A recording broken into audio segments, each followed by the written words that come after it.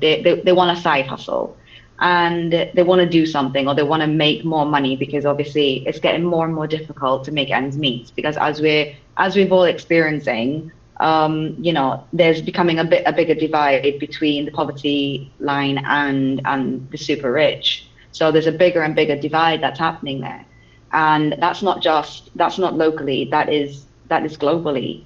So the middle classes, like middle classes, are starting to get eradicated. Is something that we're seeing quite a lot here in the UK as well.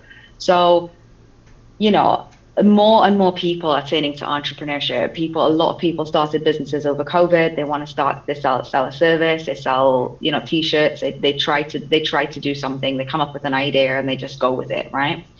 But you guys didn't really plan this per se. It wasn't part of like your life plan. You didn't get up and go, you know what, I actually want to do this. I want to start my own business.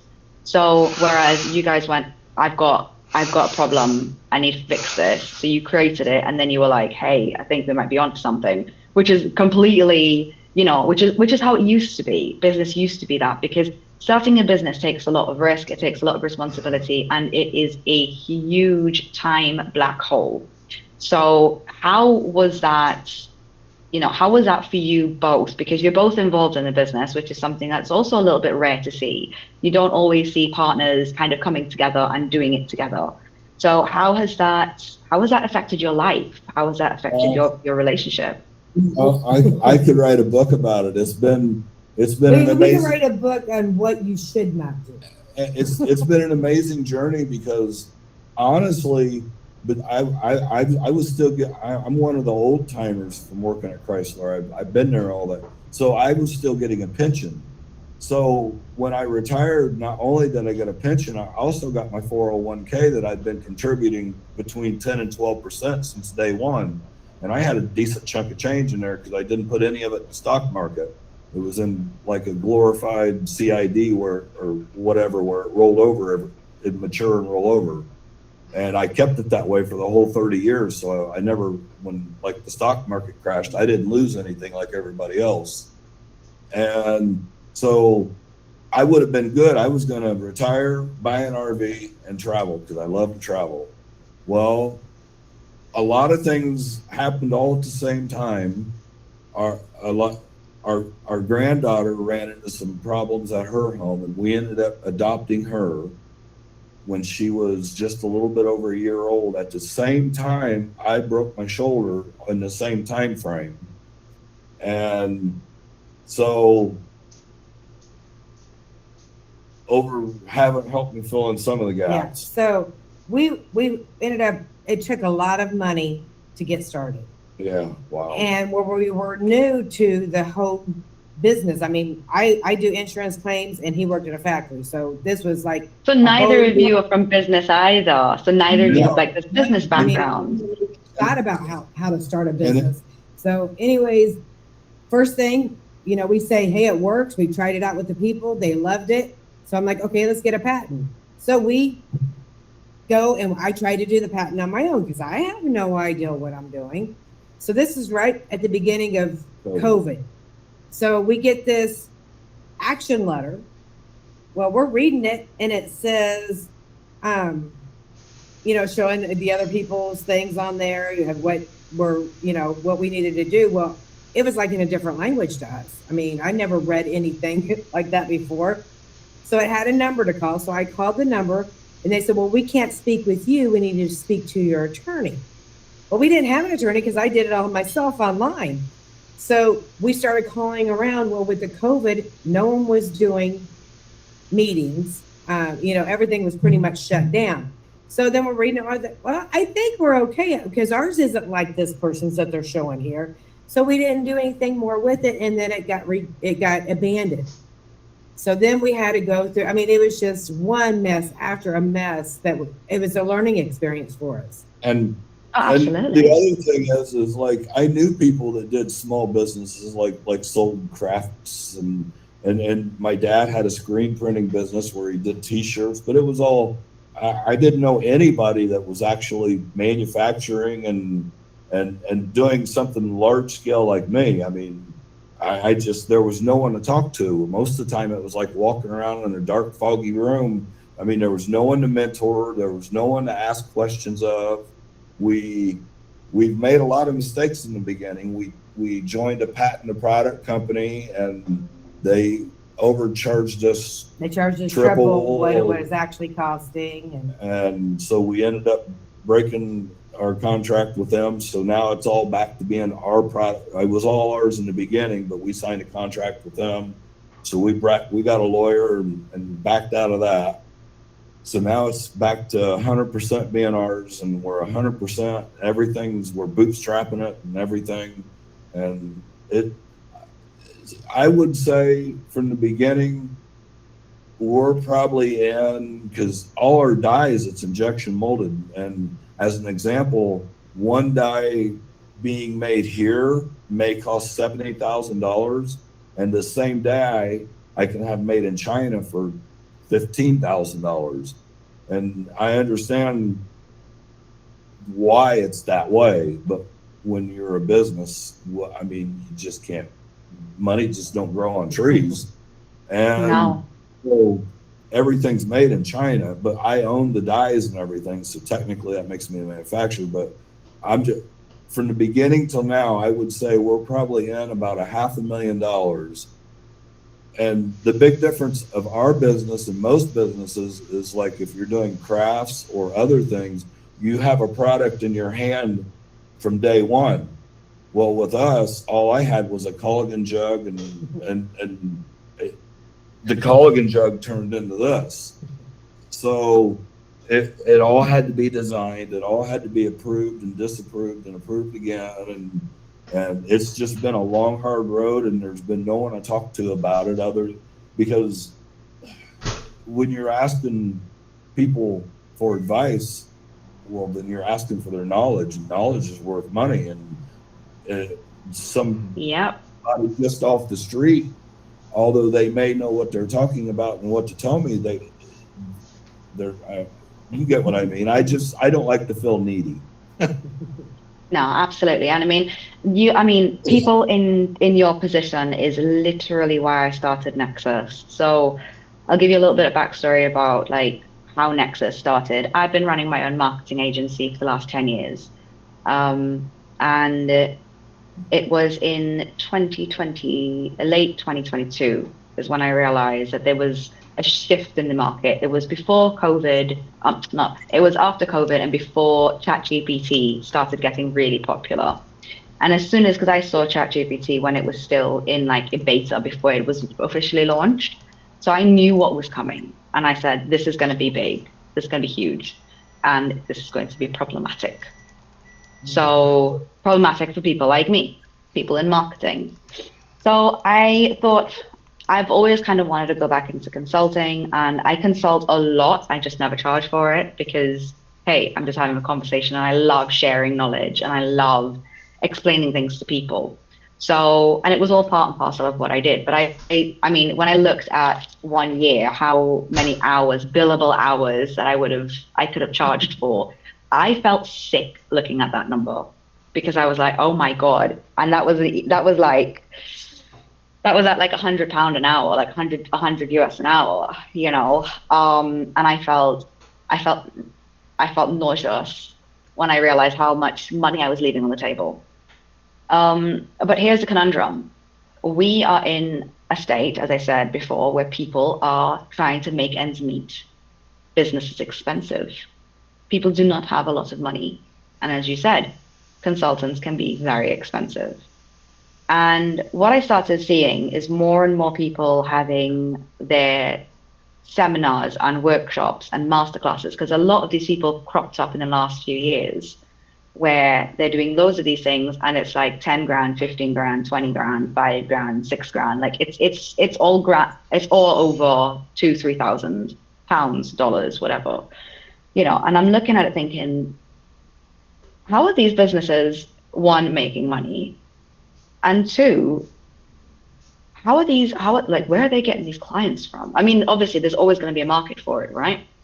But I really did think about the people who needed the help the most. And I thought, you know what, people who need that help, like 18-year-old or 16-year-old me, because I was 16 when I started doing business. And I started my first company when I wasn't even old enough to have a company. It was in my mum's name at that point, and it was in my mum's name for 2 years before I was legally allowed to own my own company. But I did event management back then, and it was great, and I had a lot of fun. And I made so many, like you, I made all of the mistakes under the sun. And I thought, you know what? How can I take my body of knowledge, give it to someone, but then also find a way to make a living off of this? Not buy a Lamborghini off of this, but make enough for me to be comfortable so I can travel, so I can do things that I want to do, and I can be able to take what I do to a stage in other countries.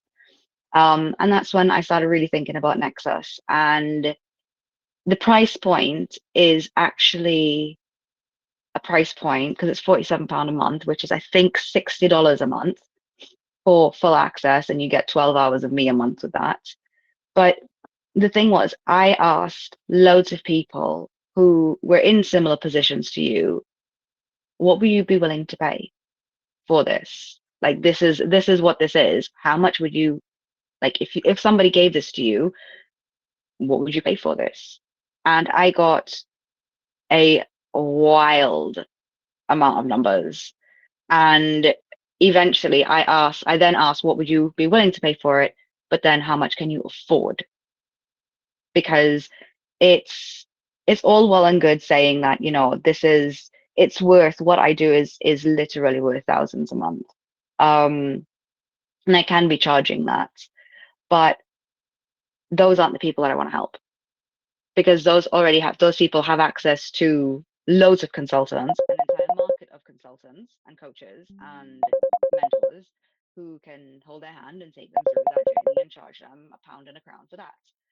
I want to help people who can't afford that. I want to help the people who are maybe, trying to get their life together. I want to help a single mom who's got a mortgage and a kid, and she's trying to build a life and build a business, gain some independence somewhere. I'm trying to help people like you, for instance, who don't know where to turn and wouldn't know, anything about business because, as you said, you kind of fell into it. And that's when Nexus was pretty much born, and the price point was developed out of that. It was developed out of me asking one person, so how much are you willing to pay for this service? And what can you afford? And she said, $60. So I said, it's $60. And that's lit. That was it. It was from one person who decided that price point for us because me looking at this, I can put a huge figure with lots of zeros at the end of it and go, right, I'm comfortable with that. I would love to make that kind of money. And I've made that kind of money before, and you know what? It doesn't make me happy. Do you know what helps me? Talking to people like you, listening to your stories, helping people build these big businesses around their lives, building something from something that they're truly passionate about. That is what I live for, not for the big checks at the end of the month, because the big checks mean big clients, which means big stress, which I don't want anymore. I've had it. I hated it. I don't like that lifestyle. It's just not me. So, as I said, that's pretty much where Nexus was really born from. It was born from that necessity for this, because as you said, you pointed it out when you started, there was no business, there was no mentor, there was no consultant, no coach, nobody kind of helping you through this. And there was where to go either. Exactly. Because you started in COVID as well. Yeah. And then we get these letters from the different government. You got to pay this. You need this. Everybody's got their hand out. Yeah, you need this. You need that. If you're starting this, you need because we did our business out of Detroit, and so then we had to get Delaware. We had to get Delaware, so then we had to get an extension for Indiana. And it seemed like everywhere we turn and like, is this legit? Am I supposed to do this? Because or is this someone just trying to get my money? Yeah, because people. And it would have been nice to have someone to consult with, because we had no one. We had us. And we never meant to be it. Yeah. Like I said, we was going to retire and travel. Yeah, it would have been nice that when we did our patent for someone to say, "Oh, that action letter is a really big thing. You have to follow up on it," instead of us thinking, "Well, we're good." You know that. Yeah. So we didn't That have that, and it would be worth that the makes a lot money of sense. because the money we've lost by the mistakes we've made is way more than what it would be to have a consultant telling us which ways to go. Well, and you figure we're just starting our third year, and we're on our fourth marketing company, possibly getting ready to go to a fifth. It's just we're not making any online sales. I can go to a weekend show, and I can move between 60 and 150 units in 2 days. Boom, boom, boom. We can knock it out of the park. But then online is just It's And I'll explain a little bit about this actually, because it is something that's coming up more and more where people are really struggling online.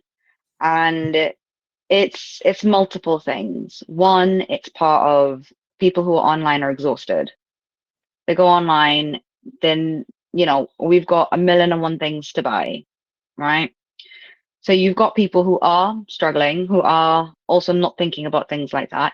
And you're also competing against Temu, Shein.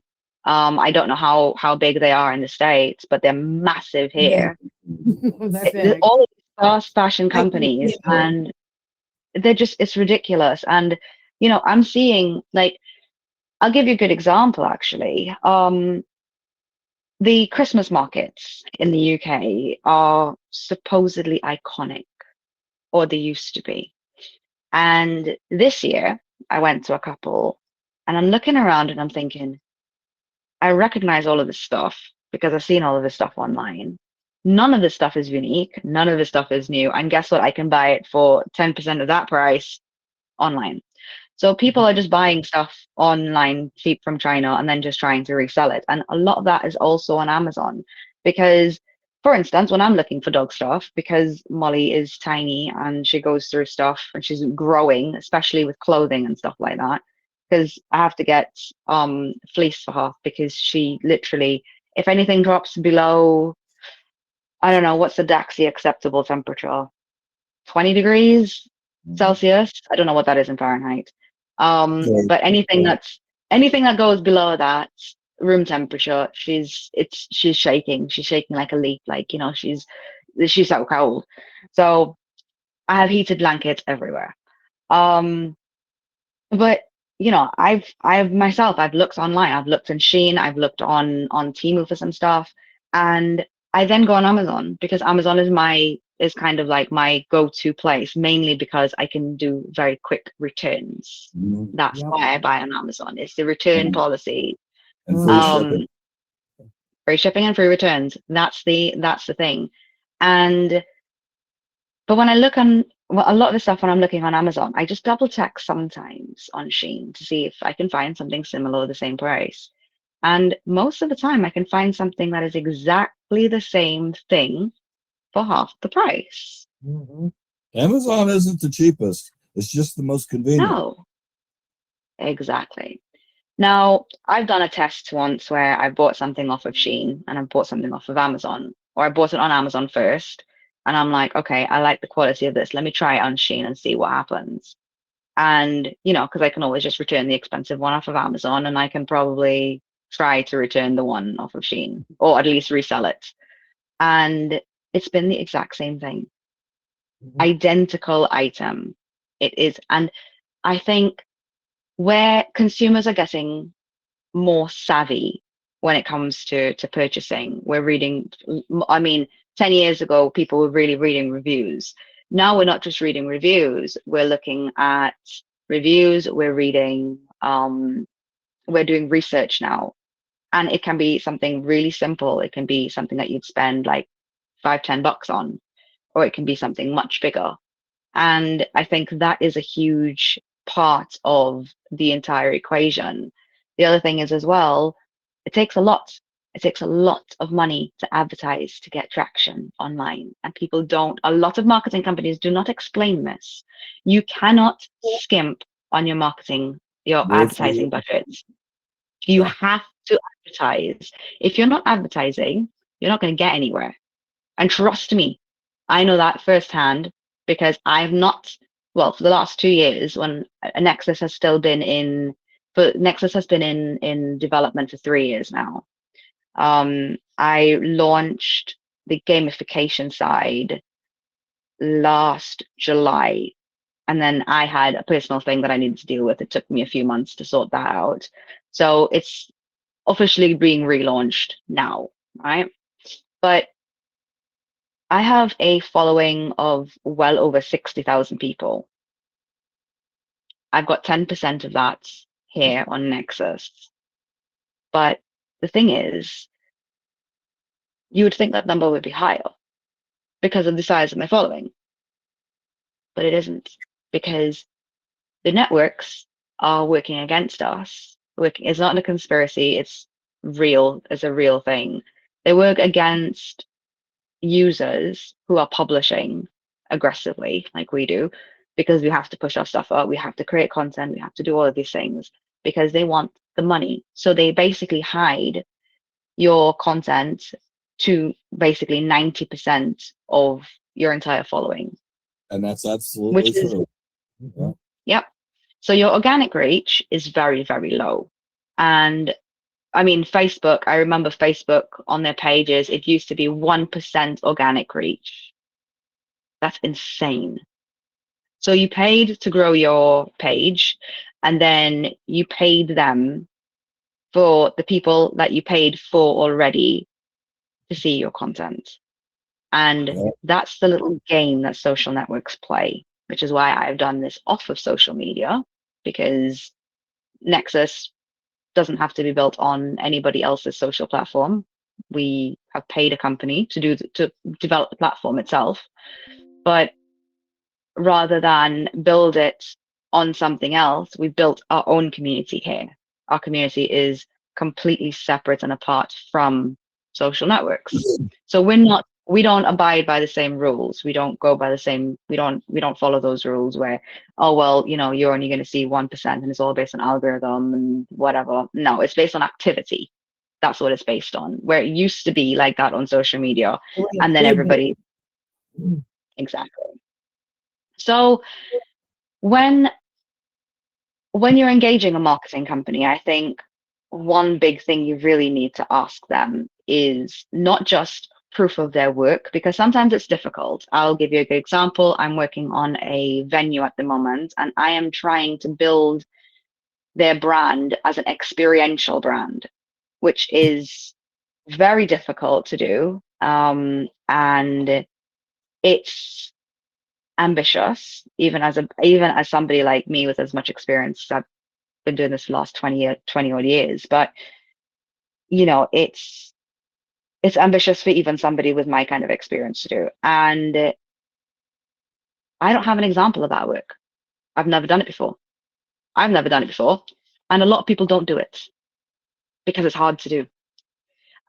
You find a lot of brands co-branding. Oh, sorry, Molly wants to come and snuggle. We got our dogs put up. Here she is. She wants to come and snuggle. Beautiful. Yes, she's feeling a little bit left out, so she's like, I want mommy snuggles, please. She's like, it's been almost an hour since you paid attention to me. I know. She was barking earlier, and now she comes and she sits in a crate right next to my desk, and she just sits there and she just puts her head just outside, and it's like, oh, you're so cute. Yeah, but no, she likes. He got me a computer chair that the arms go down, so that we have a toy poodle, so he can lay beside me as I'm working. Oh, that's so cute. Yeah, we still have you're adorable, aren't you? We still have a Doberman, a Golden, and a toy poodle, and 2 cats, and our 8-year-old. Do you want to add a parrot into that mix? Because I've got one. 2 guinea pigs. Oh, 2 guinea pigs too. Yep. Sounds like chaos, but good kind of chaos. Oh yeah.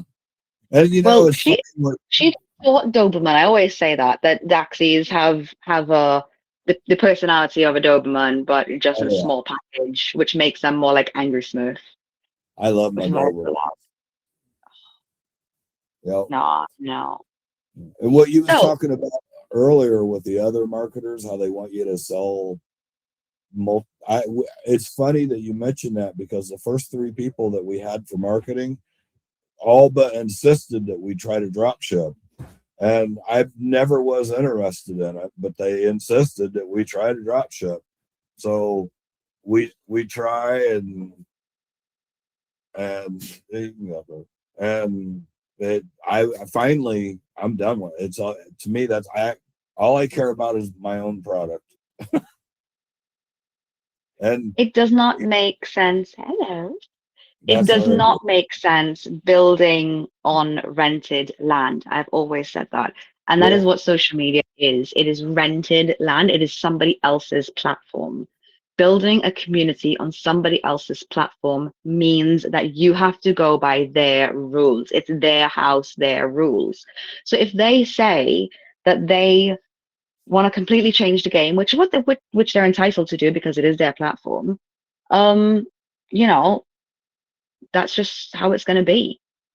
Yep. And you don't have a choice there. You really don't, you know.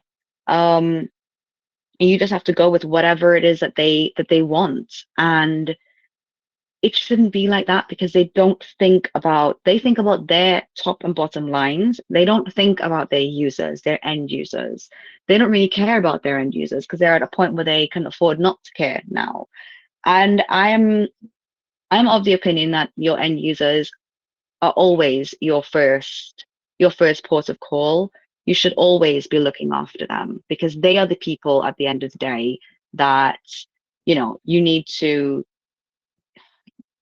make sure that they are happy, more than anything else, because they can make or break you. And you that's know the thing that we've learned over the years, because I've also learned that although I expected a lot in the beginning, but in the beginning, no one had ever heard of Puddles Be Gone. No one knew what Puddles Be Gone did. No one knew. It was just, if you got a dog, you got the fight, and that's just the fight to keep your floors dry. Well, I've learned through the years, now that we've sold, we're starting to get a small following locally, so to speak. And we have people that come back that's had it for a year or 2 years, and they say, I freaking love it. It's changed my life. My house is safer. My floors aren't wet. And that's what keeps us going, is the people like that and to know that it works and people are happy with it. And it isn't like the one that you tried with the lid on it. It kind of works, but it kind of doesn't work. Well, mine doesn't kind of nothing. Mine absolutely works. And yeah, absolutely. I don't know. I never meant to be that way, but that's just the way it turned out. And I can say it and mean it, because it absolutely works. Yeah, it's amazing. And with us too, we want to do 100% customer service. We want it. They had one customer come up in the jug. Her water softener went out, and so it put a rust stain on the inside of her jug. And she's like, "How much would it be for us to replace that jug?" I said, "What color did you get? And here's you a new jug." And she's like, "Well, it was our fault. It was our water." I said, "That's fine. Just spread the word."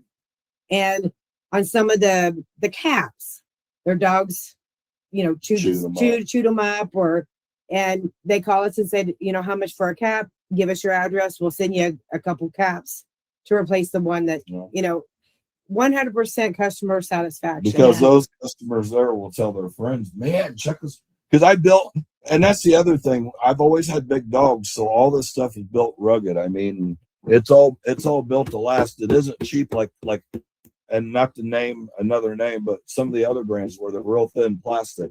All my stuff's built to last, and it's solid, and we have replacement parts for everything.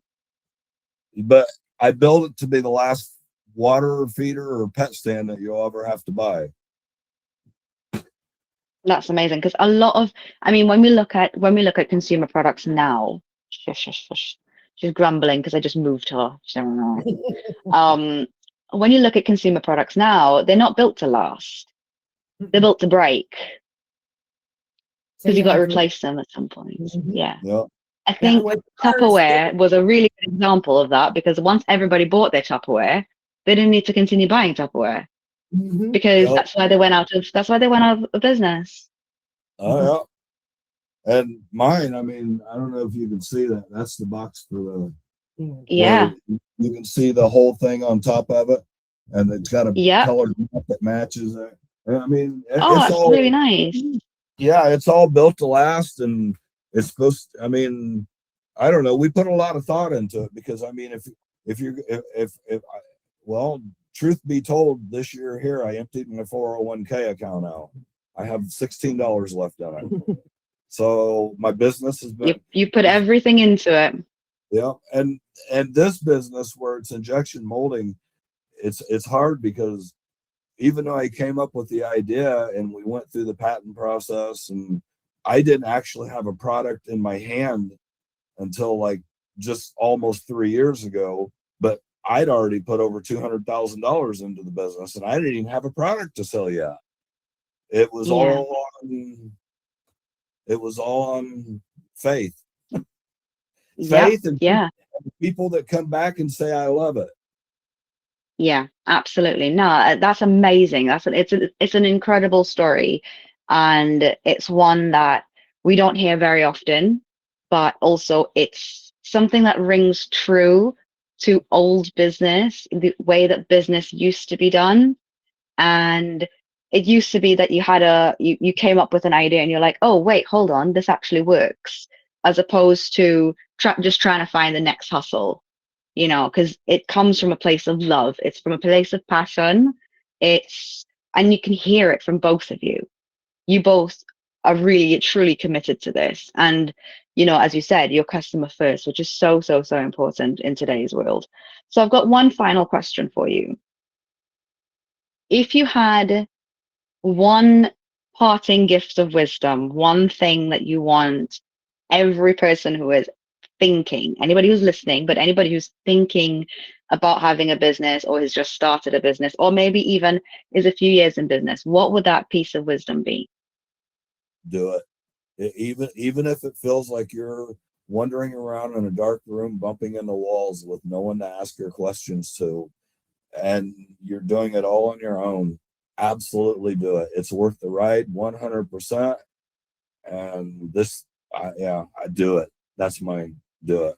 I could write a book about my experience. It's been wow. There's so much that we haven't told you.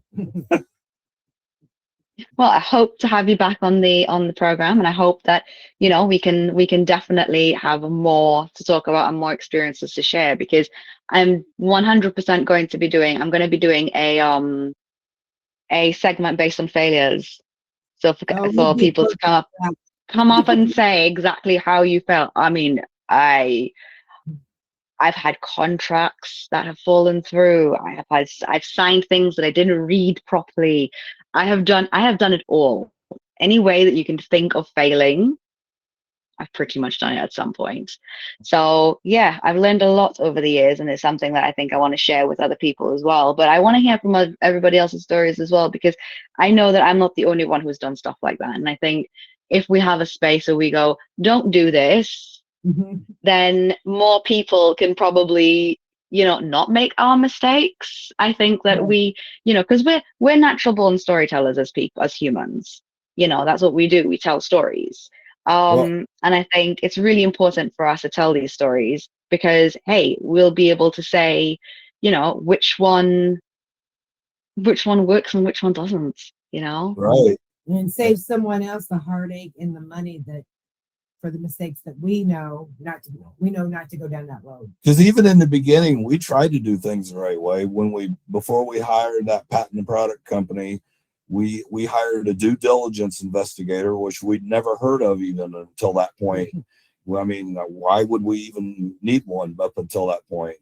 So I got on the internet and I hired, like, I think it was out of DC, and it was like rated the top third firm in the U.S. Yeah, it's retired FBI and CIA agents started the company because the company was in a different country, it was in Thailand. And so we want, how are you supposed to check on a company to see if it's legit, if it's across, So we hired them, and they took about 6 months, and they did an investigation, and they came back, and they said, well, the company itself shows up good, other than a couple of yellow flags, but nothing major. But the owner of the company, we can't find anything on him. We need more money to investigate him. Well, back then, $3,000 was a lot of money, or however much we spent, 5,000, whatever. And we was like, well, the company was up, so we went ahead and did it, and we regretted that from then on. But that's a whole story in and of itself. Oh, wow. I want to hear this story at some point. So we will definitely be having you back on the show. I am going to end this live stream now, and we're going to be back live because I'm going to do a 45-minute session for the Shoutout Hour if you want to join us. All right. Yeah, we'll be here. All right. Great. Perfect. Well, I will see you guys on the flip side. All right. Thank you. Yep. Thank you. Thank you.